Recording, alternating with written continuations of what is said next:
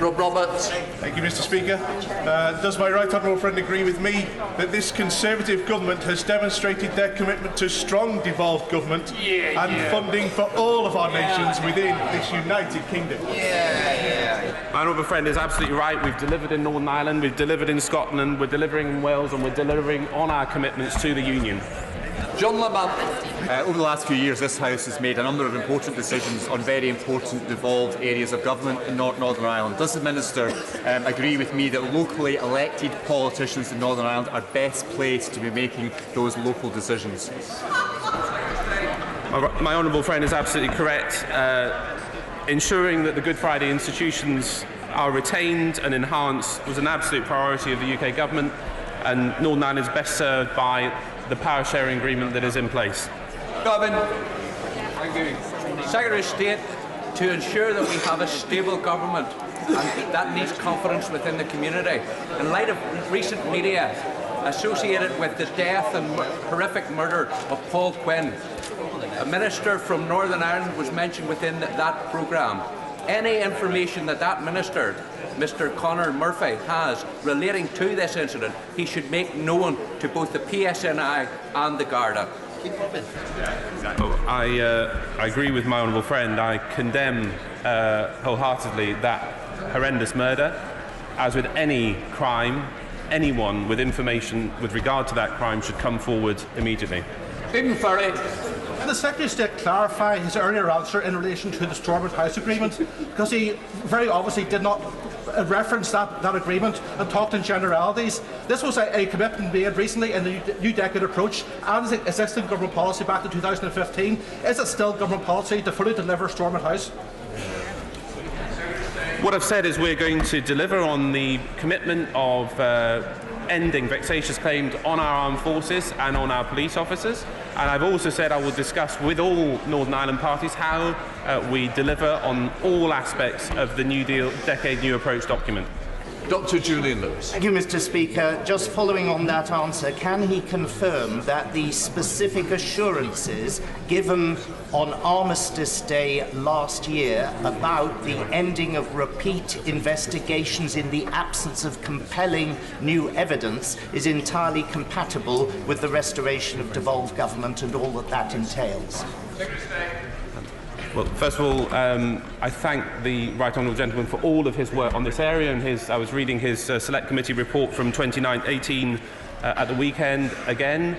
I absolutely confirm that we can deliver on the Prime Minister and this government's priority of ending vexatious claims on our armed forces and on the police, and we can also deliver for victims and for survivors in Northern Ireland. Wendy Chamberlain. Number 9, Mr Speaker. Thank you, Mr Speaker. The deal makes clear that Northern Ireland is in and remains part of the UK customs territory. It allows the UK to ensure unfettered market access for goods moving from Northern Ireland to Great Britain. The arrangements we introduce will reflect this. Wendy Chamberlain. Thank you, Mr Speaker. The Minister talks about unfettered access on goods moving from Northern Ireland to Great Britain. But according to a Treasury document leaked during the election campaign, firms will have to complete exit summary declarations at a minimum. So I ask him again, will goods moving from Northern Ireland to Great Britain have to complete customs declarations? And if I ask that again at a future session, will he give the same answer? I'd say to the Honourable Lady, it's absolutely clear that goods moving from Northern Ireland to Great Britain, that is within the control of the UK Government, and we have made clear commitments with regard to ensuring that unfettered access to the whole of the UK internal market. That's fine. Alistair Carmichael. Number 10, sir. The deal implemented in domestic law through the European Union Withdrawal Agreement Act 2020 means we have now left the EU as one United Kingdom. The protocol on Ireland and Northern Ireland guarantees Northern Ireland's integral place in the UK, and this government will never be neutral in expressing our support for the Union and our steadfast belief that Northern Ireland's best interests are served within a strong United Kingdom. Alistair Carmichael. The Chancellor of the Duchy of Lancaster tells us yesterday that we do not need a deal with the European Union. If he's right, what will that mean for the future of Northern Ireland and the Union? Well, I think the point the Chancellor of the Duchy of Lancaster was making is that we already have a deal with the European Union. We have left the European Union with a deal, and I think that's good news for Northern Ireland and the whole of the United Kingdom. Kerry McCarthy. Question 12, Mr Speaker. Thank you. Mr. Speaker, as I stated earlier, the deal makes crystal clear that Northern Ireland is in and remains part of the UK's customs territory. It allows the UK to ensure unfettered market access for goods moving from Northern Ireland to Great Britain. The arrangements we introduce will reflect this. As Great Britain and Northern Ireland are in the same customs territory, no tariffs will be due on goods coming from Great Britain and staying in Northern Ireland. McCarthy. The European Commission released documents showing that EU import formalities, such as customs declarations, would end up taking place in Belfast on goods imported from the EU. I see the Minister is struggling to hear what I'm saying. Can I just say, does he not think that the best way of actually ensuring that there's no barriers on trade would be to remain in a customs union?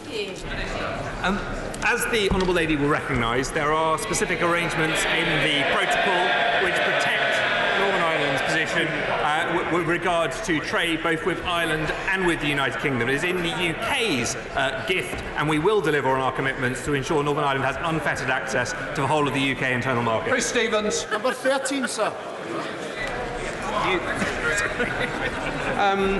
Here we go again from the SNP, but here we go again with the answer. As there has been no increase in UK government departmental spending in England, there are therefore no Barnett consequentials. Like previous Northern Ireland support packages, Mr. Speaker, this funding addresses unique challenges, as was the case with city deals and support for farmers in both Scotland and Wales. Evans. Thank you, Mr. Speaker. We welcome the return of the new executive and new monies for Northern Ireland, but given the Prime Minister's stated previous opposition, would the Secretary of State for the record confirm if his government still intends to abide by the Barnett formula? I can confirm we absolutely plan to abide by the Barnett formula, and that's why, as part of this government's commitments, we're levelling up across the nations of the United Kingdom. Colin Lockhart. I thank the Secretary of State for his answer. He will know that farming and fisheries are an important part of our local economy, and you mentioned the Barnett consequentials towards farmers.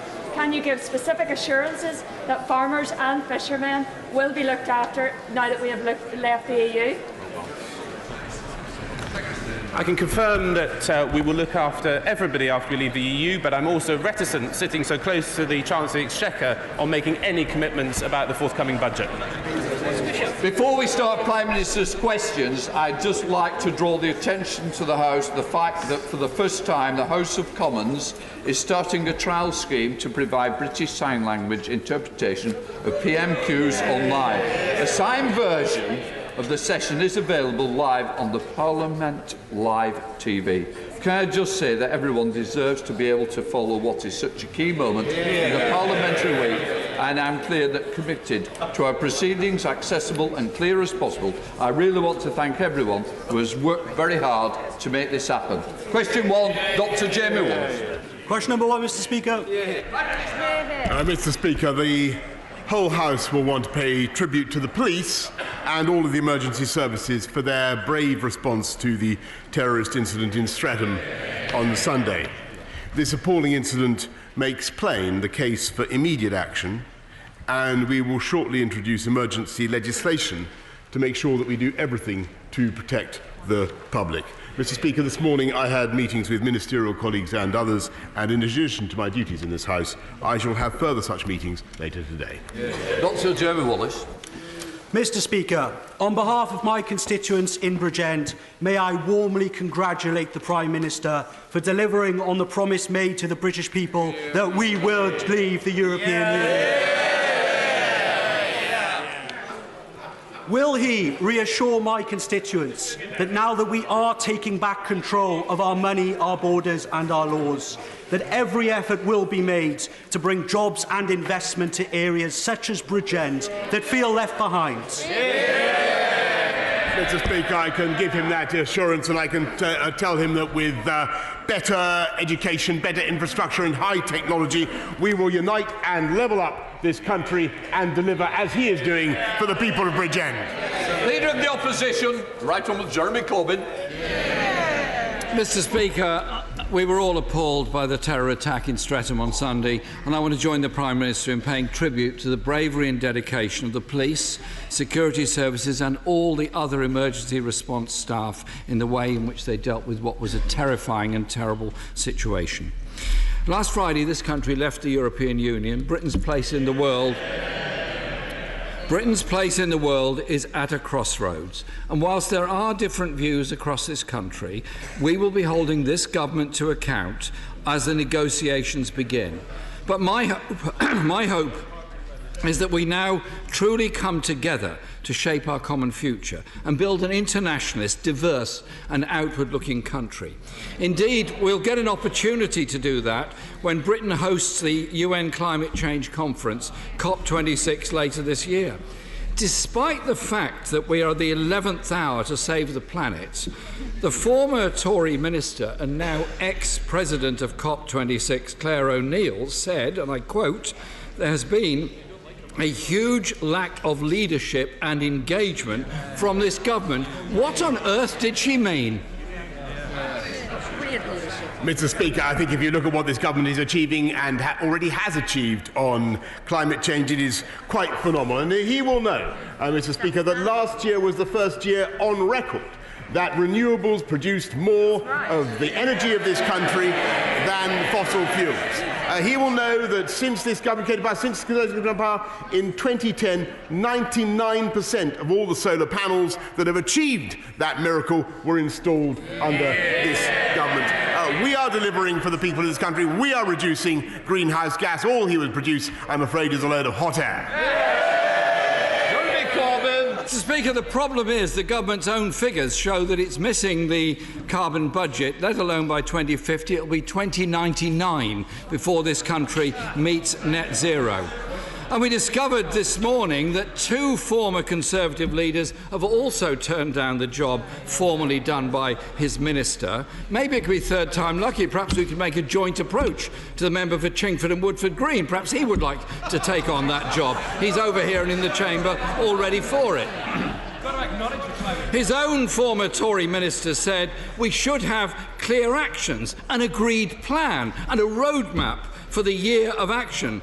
But we do not. So why is the Prime Minister failing so spectacularly to measure up to the scale of the climate crisis that this country and indeed this planet is facing? Mr. Speaker, this is beyond satire. This government. This is the first country, the first major economy in the world to have set a target of carbon neutral by 2050. It's an absolutely fantastic thing. We are leading the world in our ambitions, and we will have a wonderful summit in Glasgow, one of the most fantastic cities in our country, at the end of the year. Jeremy Corbyn. Mr. Speaker, this country isn't meeting its target, and it isn't due to meet its target, and I think the Prime Minister should recognise that. Even the Paris targets are not enough. The UN says we have just a decade to change course if we want to avert a climate catastrophe. So let's look at something else his ex-minister said. The Prime Minister promised to lead from the front and guaranteed there would be money and people. But these promises are not close to being met. What on earth could she have been talking about? Mr. Speaker, as so often, I'm not entirely sure what the right honourable gentleman is talking about, because if you look at what this government has actually delivered, if you look at what our Conservative policies of backing green tech, of backing innovation, of supporting a dynamic market economy, which is the solution to these problems, we have cut CO2 emissions in this country since 2010 on 1990 levels by 42%. 42%. That is an astonishing achievement. And at the same time, the economy has grown by 73%. Thanks to free market, dynamic, one nation conservatism. That is our approach. What's his? His former minister said, my advice to... Well, you might not like it, but I'm going to read it. My advice to anyone to whom the Prime Minister is making promises, whether it's voters, world leaders, ministers, employees or family members, is get it in writing, get a lawyer to look at it and make sure the money's in the bank. Not my words, hers. The Prime Minister's failure in government means this country won't meet its net zero target until 2099. This government has banned offshore wind, and his government is funding billions on fossil fuel projects abroad. Is this what his minister means by the absence of leadership? Mr. Speaker, I think the grotesque failure of the Leader of the Opposition to understand what is happening in this country's economy, let alone in the fight against climate change, is quite mind-boggling. I can inform him today that this country is leading in not just producing the technology to generate offshore wind, but the northeast of this country leads the world in producing and designing those fantastic turbines. And it's because of that technological innovation that we are able massively to expand our renewables. And I can tell him, I think he may know this, that in 1990 this country was 70% dependent on coal power. We are now today, and by the way, he'd want to reopen the coal mines. Today we are down to 3%, Mr. Speaker, and by 2024 it will be 0. That's our plan. What's his? It was the Labour Party that proposed the climate change emergency motion to this House on May the 1st. And the Prime Minister is quoting things that happened in 1990 and afterwards. During that time, of course, he was a climate sceptic who didn't say anything about this at all. Poor leadership is nothing new to this Prime Minister. When he was Foreign Secretary, he cut the number of climate attachés across the world by 60% in our embassies, and reportedly said, "You're not going to spill this out to the media, are you?" to his staff. Considering his monumental failure in advance of COP26, isn't it really just a continuation of his climate change denial statements that he was regularly making up until 2015? Mr. Speaker, the right honourable gentleman is talking absolute nonsense. This government is delivering a fantastic agenda in tackling climate change. We lead the world in going for a zero-carbon approach. His own approach is utterly unclear and has indeed been condemned by the GMB as a disaster for the UK economy that would force people to he would confiscate people's cars and prevent them from having foreign holidays. We have a plan that will allow the UK economy to continue to grow, that will create jobs and tackle climate change. Jeremy Corbyn. I really do admire the Prime Minister's very vivid imagination. But unfortunately, his vivid imagination seems to have taken over from his memory, because he might recall saying that climate change is a primitive fear without foundation.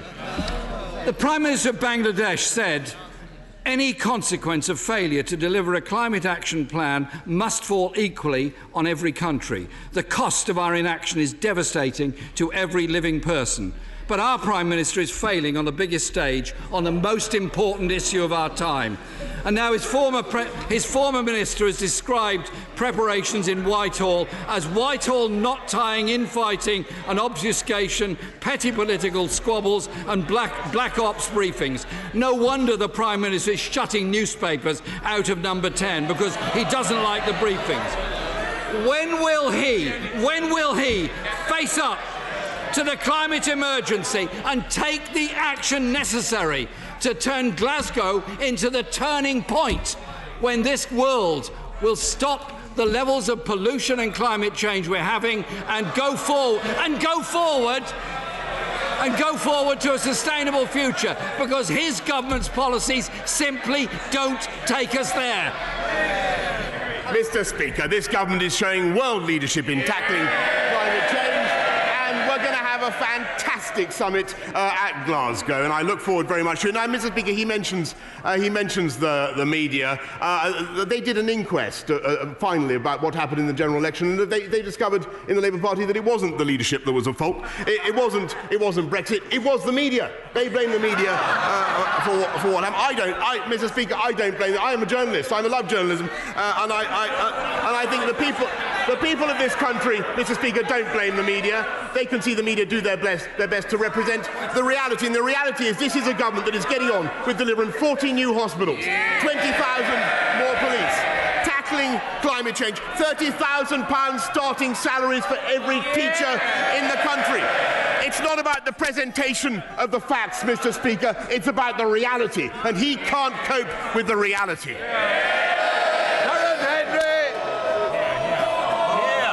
Mr. Speaker, as MP for Broxtowe, I'm absolutely delighted that funding is starting to flow to rebuild hospitals, such as the £5 million seed funding going to Nottingham University Hospital's NHS Trust. Does the Prime Minister agree with me that this Conservative government is committed to fulfilling its manifesto pledges and will deliver for the NHS? Mr. Speaker, I do agree passionately with my honourable friend, and I congratulate him on all he's done to campaign for the redevelopment of Queen's Medical Centre and Nottingham City Hospital, and of course I'm proud that that money is now flowing through to those wonderful projects. Ian Blackfoot. Thank you, Mr. Speaker. Can I add my grateful thanks to the police and emergency services that had to react to the dreadful terrorist incident in Streatham.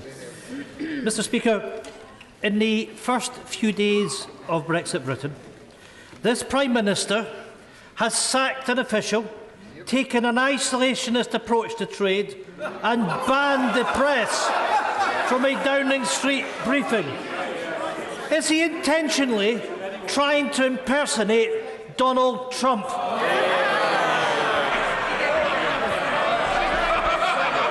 Mr. Speaker, I don't think anybody listening to my speech, I think it was on Monday, could have mistaken it for anything but the most passionate, internationalist, globalist, open, outward-looking approach. There is only one party in this country that has nationalist in their name, Mr. Speaker. That's them. That's them. They would break up the most. They would break up. That's them. They would break up the most successful political partnership of the last 300 years. He and his party should concentrate on the day job and doing a better job for the people of Scotland. Mr. Speaker, the Prime Minister doesn't even know the name of our party. The Prime Minister is on a dangerous trajectory. Is it any wonder that poll after poll shows majority support for Scottish independence? Mr. Speaker, our former US ambassador has made clear the threat of a Tory-Trump trade deal, warning that drug prices could soar. This would see increased pressure on our frontline services. It is clearer than ever that this government, this Prime Minister, is a threat to our NHS. Mr. Speaker, this afternoon, the SNP will present our NHS Protection Bill to remove the very real threat of Tory privatisation. Will the Prime Minister commit right now to supporting our legislation? Mr. Speaker, I think it's very odd that he should denounce this country's wish to have trade deals around the world, when, as I understand it, their proposal is to try to rejoin the European Union, to have a different currency whose name they have yet to identify.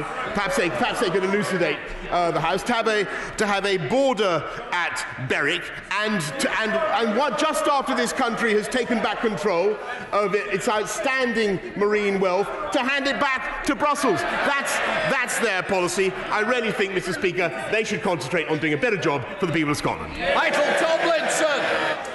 Thank you, Mr. Speaker. A strong society needs strong families, as our manifesto rightly said. And it went on to say that we will champion family hubs to serve vulnerable families.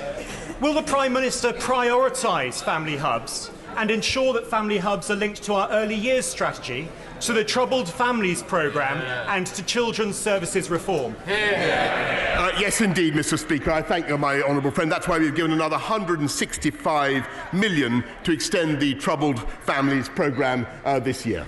Matt Weston. Thank you, Mr. Speaker. In the past 10 years, violent crime has risen 152% across the towns of Warwickshire.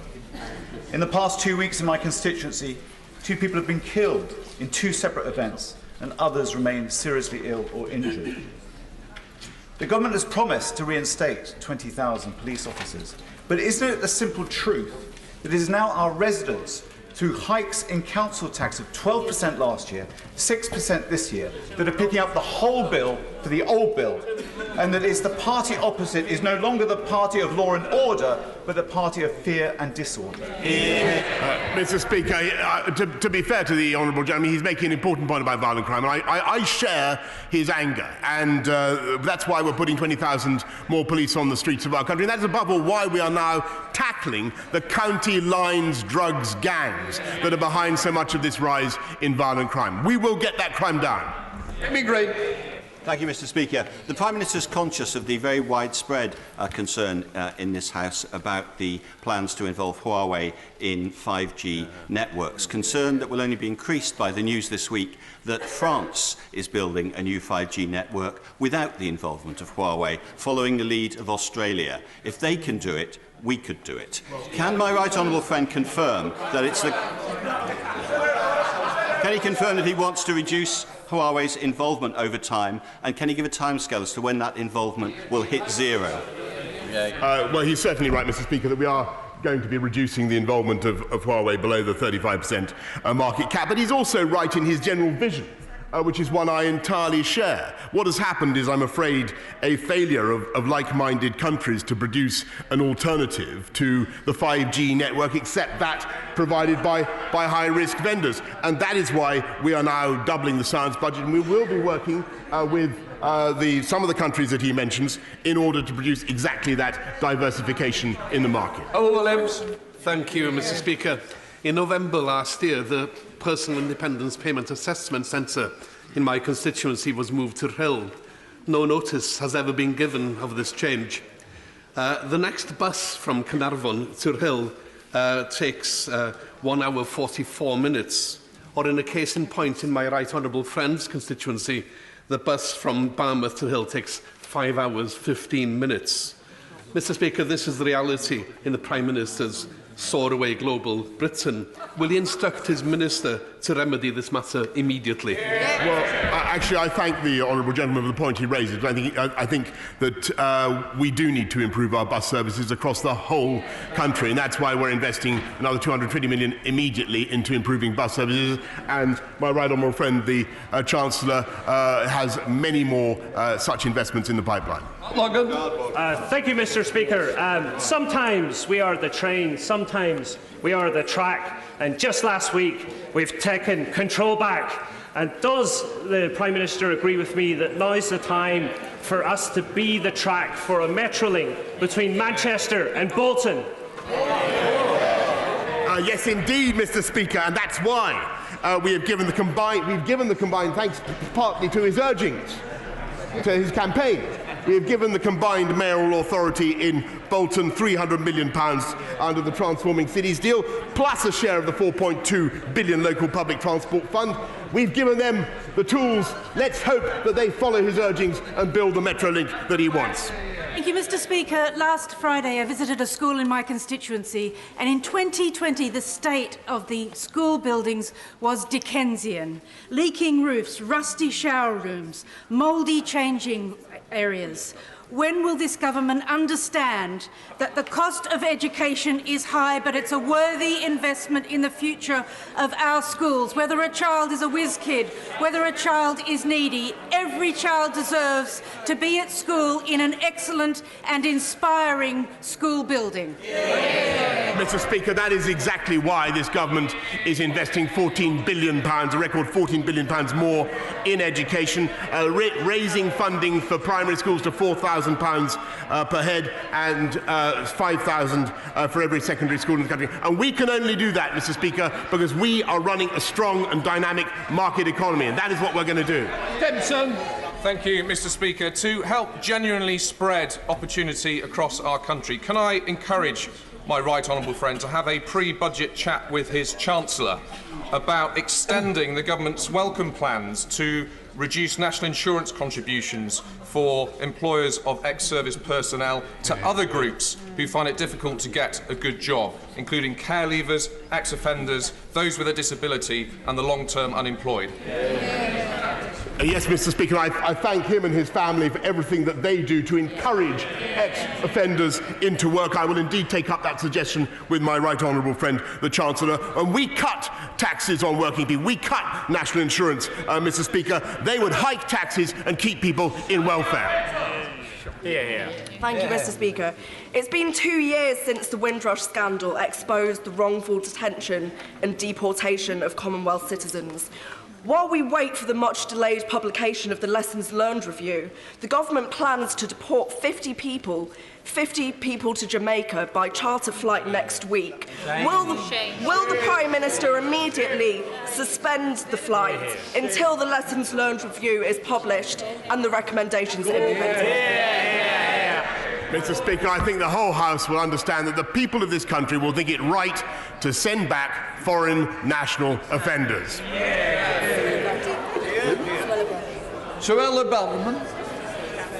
Terrorist incident last week reminds us that the rule of law remains a fundamental foundation of our democratic constitution. But the explosion of judicial review and judicial activism have led to a censoriousness and litigiousness in our society and distorted questions which ought to remain exclusively political. How will my right honourable friend ensure that Parliament remains the sovereign and legitimate source of law as we take back control? Well, my honourable friend is a distinguished lawyer, and she is right to stick up for the immense value of our legal system. We must protect judicial review. It's a vital part of our system, but we should also ensure that it is not abused, Mr. Speaker, to conduct politics by other means or to create needless delay. Thank you, Mr. Speaker. For many years, Bedford has been promised a new inpatient mental health facility, especially since provision at Bellowing was closed in 2017. Yet patients are still travelling 20 miles to access services. Will the Prime Minister explain how this demonstrates the parity of esteem in mental health care that his party promised in 2012? Mr. Speaker, we're putting record investment into the NHS, 33.9 billion, and a total of 12 billion are now going into mental health care. That is a record sum. David. I'd like to follow on my right honourable friend for Ashford's question on Huawei. The Australian agencies analysed the involvement of any element of Huawei in their 5G system and determined that any involvement would lead to a major risk of both sabotage and espionage. Can he give an undertaking that this country will lead the Five Eyes and NATO to create an alternative to Huawei in the next 2 years? Yes, Mr. Speaker. We, of course, will do nothing to endanger either our critical national security infrastructure or to prejudice cooperation with Five Eyes partners, as he's rightly suggested. And we will work to ensure that high-risk vendors cannot dominate our market. Alex Davis, sir. Diolch, Mr. Speaker. The Prime Minister will know that under his government there has been a mass shortage of consultants across the UK, leading to a strain on our A&E services. How is he going to make sure, especially now that we have left the EU, that consultants from overseas are encouraged to apply for NHS visas to work in hospitals across the UK? Mr. Speaker, of course we've instituted NHS visas in order to attract talent from around the world, but I would remind her that I think she speaks for a Welsh seat, that is a devolved matter for the Welsh Labour government. The Prime Minister has rightly put keeping our country safe and the NHS at the heart of this government's plans. Will he support my campaign for 2 new GP surgeries in my beautiful market towns of Oakham and Melton? And can I remind him that he's always welcome if he's in search of a pork pie, Rutland Bitter or Stilton? That was rude. I think that was just... Mr. Speaker, the short answer is yes and yes. Lily Raymond. Last week, it was revealed that my constituent Errol Graham starved to death just months after the DUP stopped his benefits. His emaciated body was only discovered when bailiffs broke down his front door to evict him. The first priority of government is to keep its citizens safe. How many more vulnerable benefit claimants will have to die before his government starts to value their lives?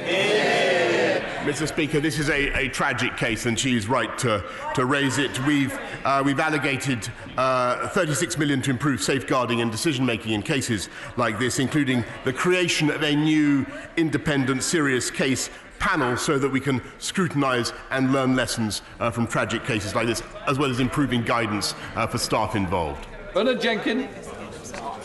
Thank you, Mr. Speaker. Will my right honourable friend join with me and on behalf of the whole House extend our sympathy and best wishes to those who were injured in the Streatham attack last week? May I welcome his intention to legislate as a consequence of this attack? And will he agree that Her Majesty's government really has now no option but to legislate to try and contain the threat of ex-terrorist offenders where they still pose a threat to our country? Yes, I think, Mr. Speaker, that my right honourable friend is entirely right, and I think that most of the people in this country would agree that the system of automatic early release of terrorist offenders has run out of road, and it's time to find a way, as we are, to make sure that they are properly scrutinised by a parole board or by an equivalent. Jones. Thank you, Mr. Speaker. Thanks to the tireless work of my predecessor, the late great Paul Flynn, and my honourable friend, the member for Gower, and the families of children with intractable epilepsy, medical cannabis is now legal in the UK.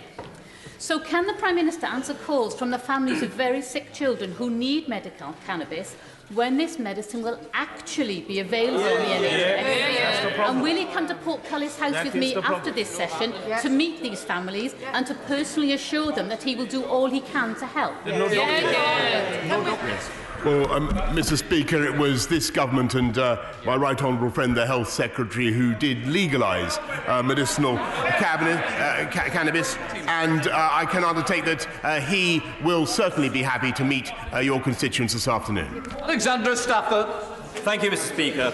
Buses are a vital lifeline for residents in Rother Valley, but too often first buses are letting down the people of South Yorkshire. Will the Prime Minister confirm that this government fully backs buses as an essential way not only to connect our villages, towns and cities across the north, but also to unlock the potential of Rother Valley and South Yorkshire? Mr. Speaker, this government as a whole is absolutely passionate about buses, and I can assure him that we are massively going to improve our bus network in the Rother Valley above all, and I thank him for the lobbying that he's doing. Owen Thompson. Mr. Speaker, we know the Prime Minister has form in ducking democratic scrutiny at every opportunity, and his party is no stranger to receiving Russian donations. But his repeated refusal to publish the report into Russian interference in UK democracy is unjustifiable and unacceptable. Can the Prime Minister tell us clearly, without bluff and bluster, when the report into Russian interference will be published, why it has been delayed so long, and when will he reconvene the Intelligence and Security Committee? Mr. Speaker, the report will of course be published, as he knows full when the Intelligence and Security Committee is reconstituted, and I think he's likely to be his conspiratorial frame of mind is likely to be thoroughly disappointed by the results. Dean Russell.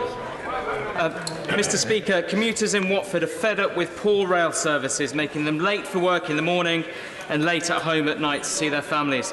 Will the Prime Minister agree with me that even new rail franchises that don't deliver cannot assume that they will keep their contract if they don't sort out the issues as soon as possible?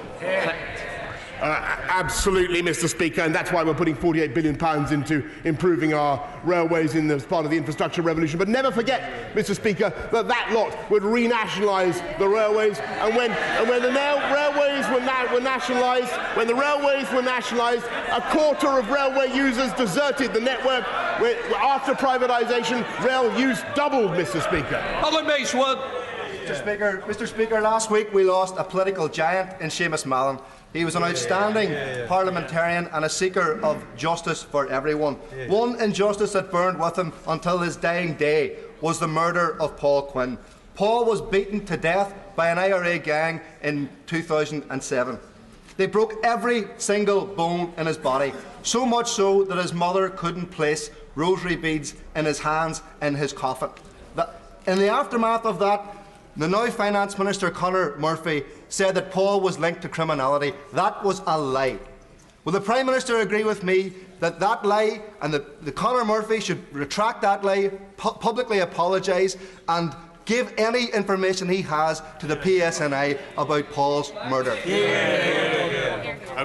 Mr. Speaker, well, I hear the honourable gentleman, and I think the whole House will hear the passion with which he spoke about that injustice. And I can tell him that we will implement the Stormont House Agreement in such a way as to provide certainty for veterans and, of course, justice for victims as well. We now come to point of order, John Butler.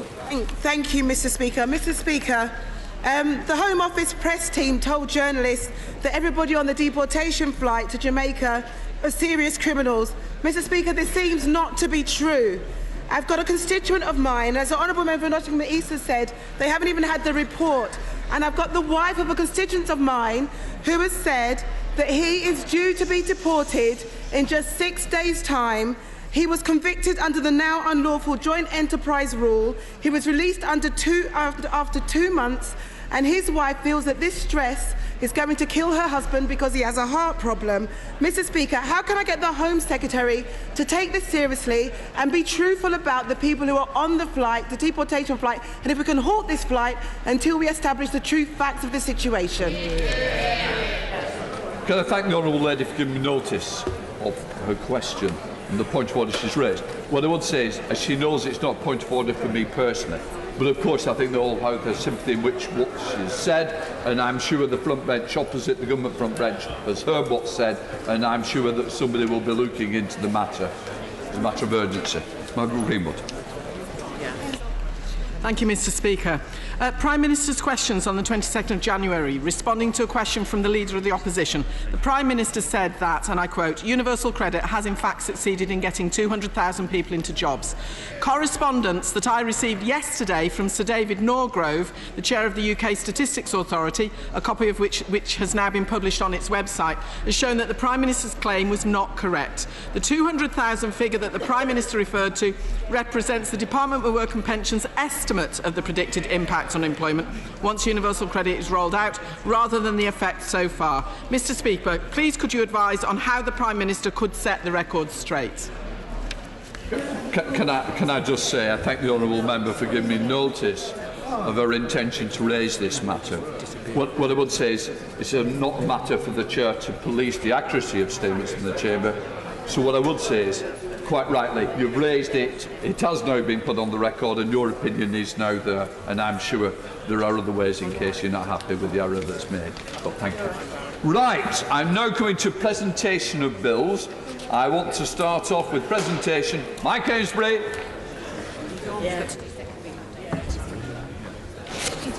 Education guidance about costs of school uniforms bill. Second reading what day? Friday the 13th of March, sir. Friday the 13th of March. Thanks. Darren Jones.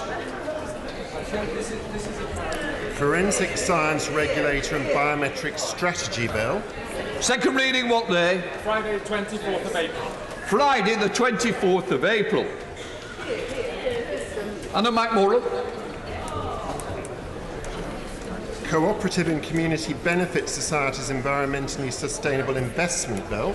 Second reading what day? Friday the 27th of March. Friday the 27th of March.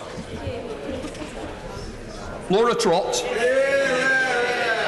Botulinum Toxin and Cosmetic Fillers Children Bill. Second reading what day? Friday the 15th of May. Friday the 15th of May. Chris Loder. Animal Welfare Sentencing Bill. Second reading what day? Friday the 12th of June, sir. Friday the 12th of June. Paula Barker. National Minimum Wage Bill. Second reading what day? Friday the 26th of June, sir. Friday the 26th of June. Philip Dunn.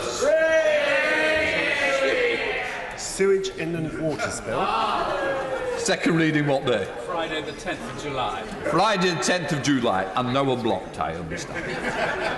We now come to Mark... Oh, I've got Mark Francois, man. No, sorry? Cheryl Gillen. Charles Walker on behalf of Cheryl Gillen. Sir Charles Walker, may I say? Yeah. Prison Substance Testing Bill. Second reading what day? Friday the 15th of May, sir. Friday the 15th of May. Mr. Mark Francois. The gallant member. Roadworks Bill. Second reading what day? Friday the 12th of June. Friday the 12th of June. Dr. Ben Spencer. Mental Health Admissions Data Bill. Second reading what day? Friday the 30th of October. Friday the 30th of October. It's a long wait, isn't it? Hold on. Slow burn, very much so. Ben Mafalome. British Library Board Power to Borrow Bill. Second reading what day? Friday 13th of March, sir. Friday the 13th of March. Well done. We now come to Dr. Philippa Whitford. Public Interest Disclosure Protection Bill. Second reading what day? Friday the 24th of April, Mr. Friday the 24th of April. Peter Grant. Trade Agreements Exclusion of National Health Services Bill. Second reading what day? Friday the 26th of June, Mr. Speaker. Friday the 26th of June. Alex Cunningham. What number are you? Unpaid Work Experience Prohibition Number 2 Bill. Second reading what day? Friday the 27th of March. Friday the 27th of March. We're going to have a busy time ahead. Loud Wigan voice. On behalf of Liz Twist, Mary Kelly. No, Mary Kelly Foy. hang on a minute. Yes, Liz Twist on call Mary Kelly. Thank you, Liz.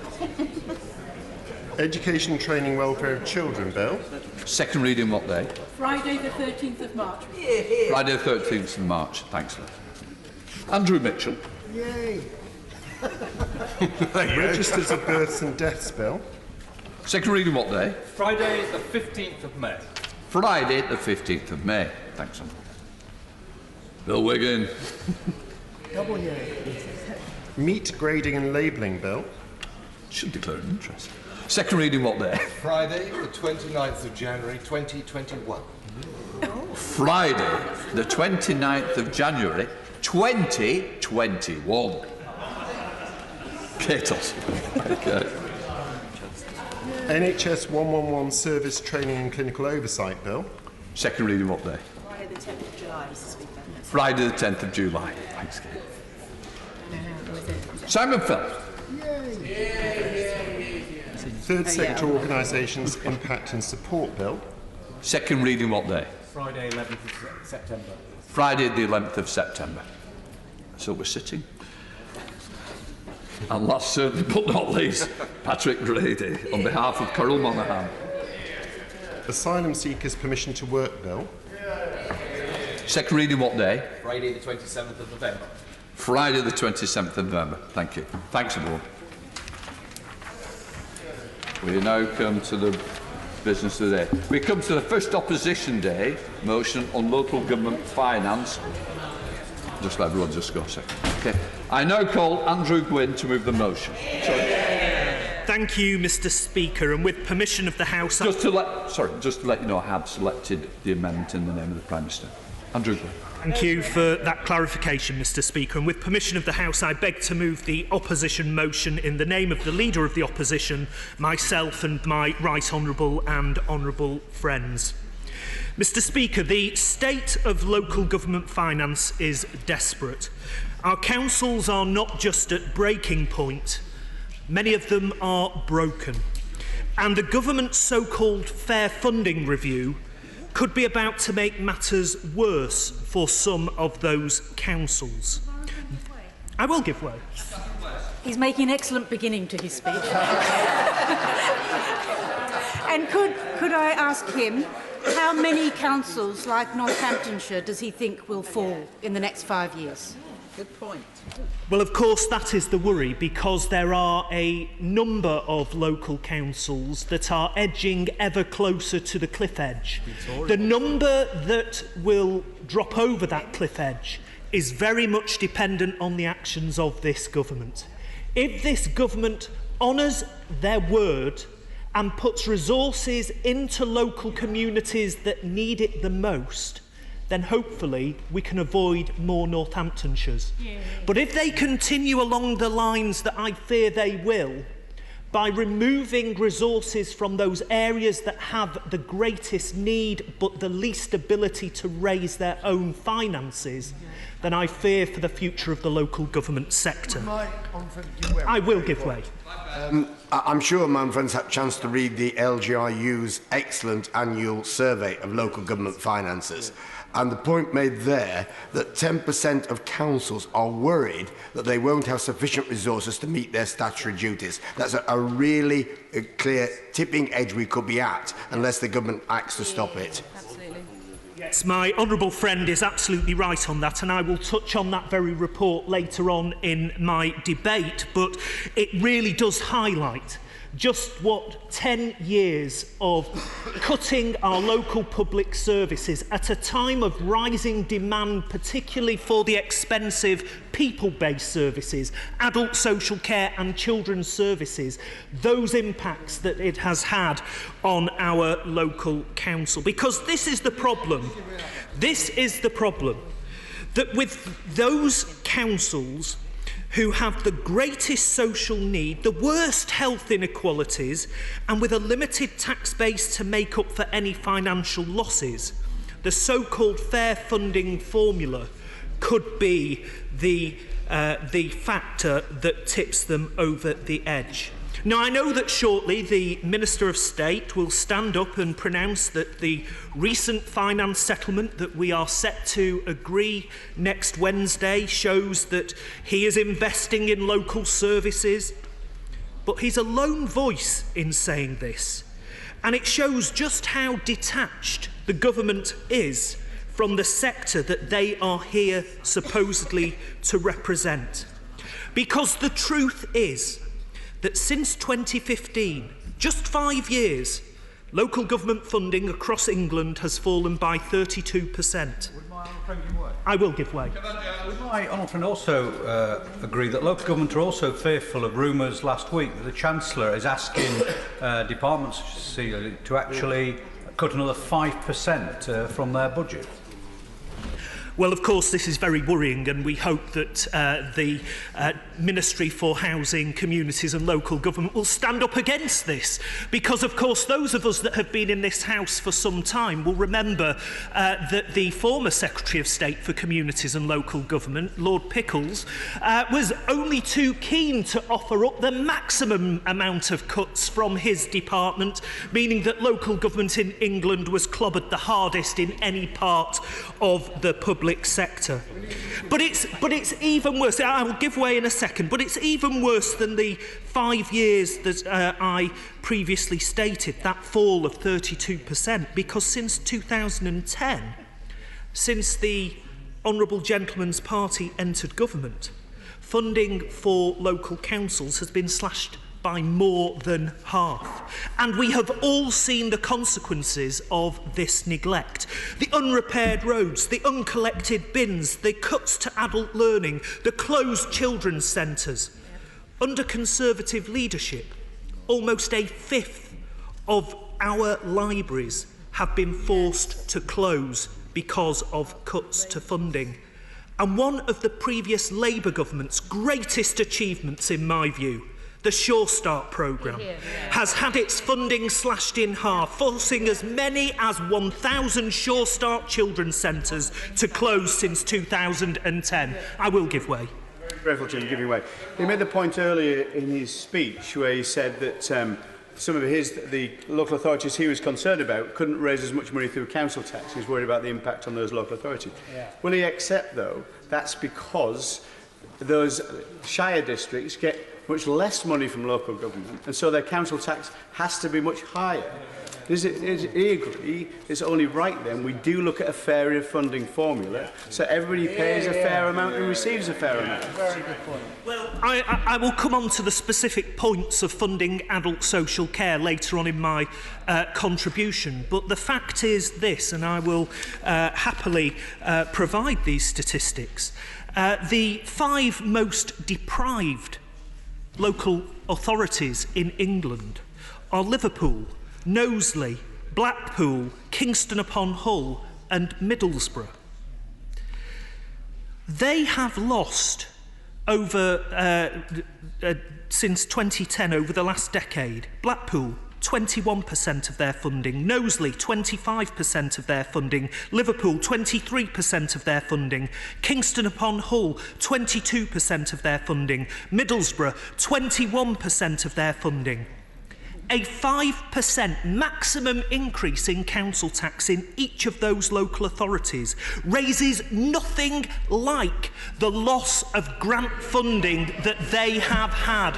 That isn't fair, and the Fair Funding Review, if it is carried out in the way that the Local Government Association are suggesting it might be, will see even greater reductions of funding from these most deprived communities, knowing that they will never ever be able to plug the gap from council tax alone.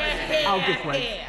They cannot raise it. I thank my honourable friend for giving way and for quite rightly speaking about the cuts to children's centres. But would he also agree with me that when we hear about the rising knife crime, we have to attribute much of this to the year-on-year cuts to local government finances in terms of youth service provisions, youth justice provisions, but what we should be focusing on is investing in children's provisions and especially in education and work opportunities as well. Yes, my honourable friend's absolutely right, and again, I've been here long enough to remember the last Labour government introducing something called Total Place, and that meant that all the agencies responsible, the police, the housing associations, the local authority and central government departments worked together to tackle many of these issues in the round. And I think one of the devastating impacts of austerity over the past decade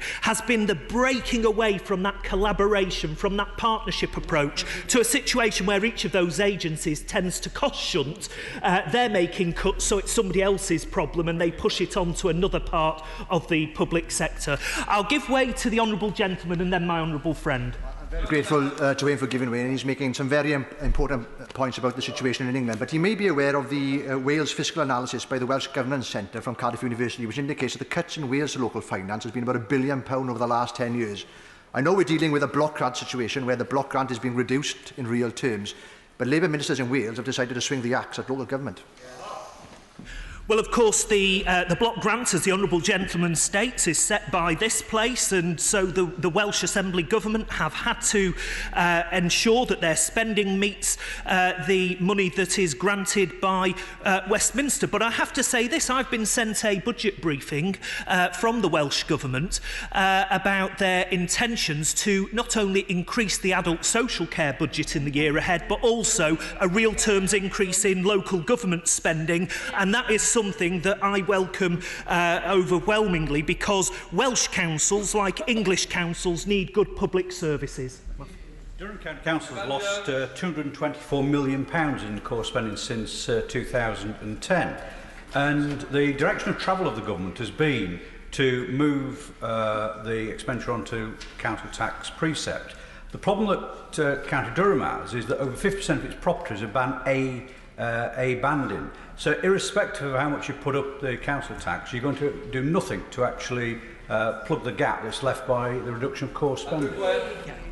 Yeah, my honourable friend is absolutely right, and you know the fact is that councils can't overnight change their council tax base. If their properties are predominantly band A and band B, that is the council tax base for that local area, and governments of all political persuasions over the years have always recognised that not every council has the same baseline, not every council has the same ability to bring in enough money for base basic, decent, statutory public services, and as a consequence, that is why we had in the 1980s the rate support grant, and in the 1990s onwards the revenue support grant, because it recognises that there needs to be a redistribution of funding to those areas that can't generate enough funding from council tax and business rates alone. I'll give way. Giving way, but can I just gently say to him that not all deprivation is found in urban areas, and places like Cornwall that have had a raw deal of central government funding because of the formula put in place by the party opposite have for decades now received lower levels of funding despite being one of the poorest parts of England, and it is this government with the Fair Funding Review that is going to put that right. Well, I suspect the honourable gentleman doesn't understand the Fair Funding Review, to be clear, because the fact is I have never said that deprivation only exists in urban areas. Deprivation is a fundamental part of deprivation is a fundamental part of the formula that exists now. So if there is deprivation in the honourable gentleman's constituency, and it's more likely that there is, then his council will get an element of his formula attributed to that deprivation. But to take money from some of the poorest communities in the country to give it to the richest communities in the country with the ability to raise sufficient locally is not one nation. It is not one nation. It is reverse redistribution, and it is penalising the poorest councils and the poorest communities, and the honourable gentleman should reflect on what he has said.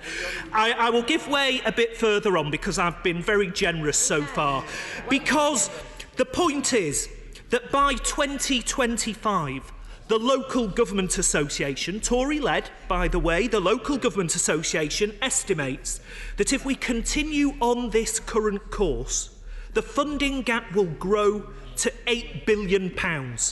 Now, that's an £8 billion gap, not to rebuild our services after 10 years of cuts.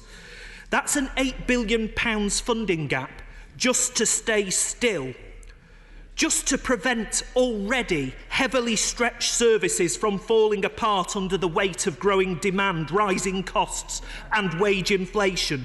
I reiterate, £8 billion more needed just to stay the same as we are today.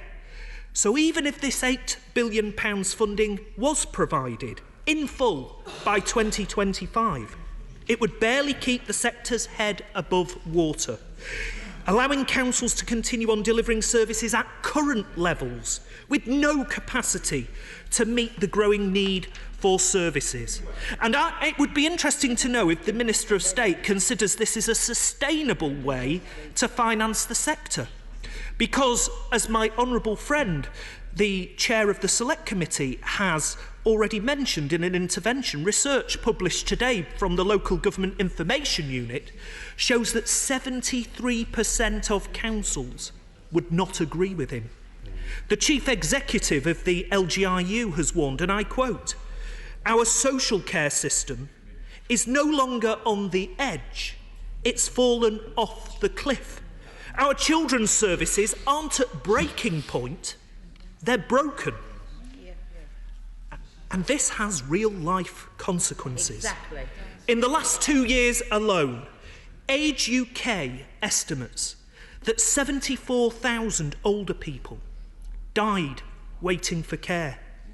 An average of 81 people a day, equivalent to 3 every hour, died before they received the care they need.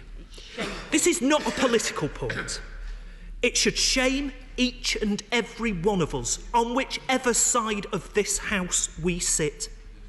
Age UK state that 1.4 million older people are not getting the help that they need to carry out essential tasks, such as washing themselves, dressing, and going to the toilet. Quite frankly, this is not just unacceptable, It is appalling, and it is a stain on this House, on all of us, and on our country. I will give way. The honourable gentleman is making a very powerful speech. Birmingham City Council, the great city of Birmingham, has been hit hard by the biggest cuts in local government history, £700 million. Children's centres closing, youth clubs closing, social care and special needs provision being cut back. Does the honourable gentleman agree with me that it's fundamentally wrong that the vulnerable should be hit in the way that they have been hit so hard, but it is also fundamentally wrong that Birmingham reels from those cuts whilst the leafy shires of Surrey get yet more? I do agree with my honourable friend, who has been a champion not just of local government across the country, but a champion of that great city of Birmingham and the devastation that has befallen that great city. And on the LGA's own statistics, a further £48 million in adult social care funding could be removed from Birmingham to add to that devastation that's already hit his city. That's why the Fair Funding Review is so unfair and is so wrong. But the point is this. According to the King's Fund, so it's not just the LGRU, by the end of the next decade, the number of older people that need adult social care support is predicted to increase by another 4.1 million. That's piling even more cost pressures on our local councils. And that's why the LGRU also highlights the increase in the financial pressures around children's services, because adult social care is only one part of the very costly equation that is people-based services, the services that councils by law and by right have to provide. But to Mrs. Smith, on any street of any town in any shire, thinks that her council tax increases are going towards ever-reducing bin services, the parks not being maintained, the libraries closing, because they never see the impact on adult social care and children's services. And on children's services, the LGRU argues that councils are no longer able to shield vulnerable children from the worst of the budgetary pressures that councils are facing.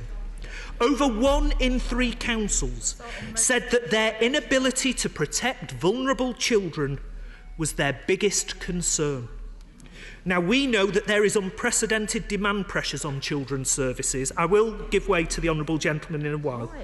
The number of children that are in care has hit a 10-year high, but without the funding to support this increase in demand.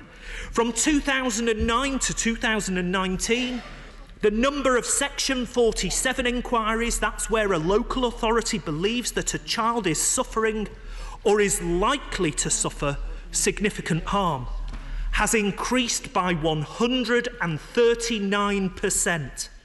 And the Local Government Association warned that children's services alone are facing a £3.5 billion funding gap by 2025. It is these pressures on the people-based services that's pushing many councils towards the cliff edge, and sticking plasters will no longer suffice. The Minister will no doubt say that he gave £1 billion to be shared by adult social care, children's services and NHS winter pressures. That's not enough. But I will give way, I did promise. I am very grateful.